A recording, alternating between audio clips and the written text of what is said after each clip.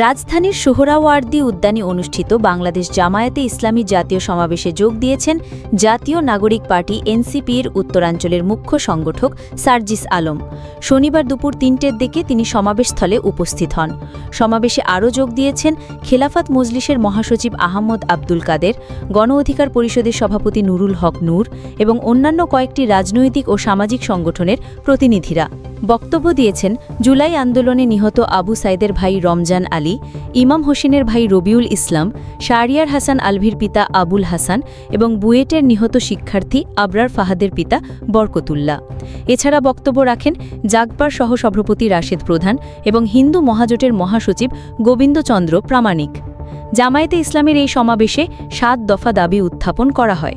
এর মধ্যে রয়েছে সংখ্যানুপাতিক প্রতিনিধিত্ব পদ্ধতিতে জাতীয় নির্বাচন, সব গণহত্যার বিচার সম্পন্নকরণ, নির্বাচনের আগে লেভেল প্লেইং ফিল্ড নিশ্চিত, জুলাই সনদ বাস্তবায়ন, জুলাই অভ্যুত্থানে নিহতদের পরিবারের পুনর্বাসন, মৌলিক রাজনৈতিক সংস্কার এবং ১ কোটির বেশি প্রবাসী ভোটারের ভোটাধিকার নিশ্চিতকরণ।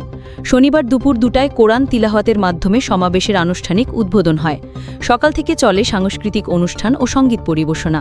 জামায়াতের প্রচার ও মিডিয়া বিভাগের তত্ত্বাবধানে আয়োজিত এই সমাবেশে উপস্থিত ছিল বিপুল সংখ্যক নেতাকর্মী ও সাধারণ মানুষ। সমাবেশ শুরুর আগেই কানায় কানায় পূর্ণ হয়ে যায় সোহরাওয়ার্দী উদ্যান। এটি স্বাধীন বাংলাদেশের ইতিহাসে জামায়াতে ইসলামীর প্রথম একক জাতীয় সমাবেশ, যা দেশের রাজনৈতিক অঙ্গনে সৃষ্টি করেছে নতুন মাত্রা।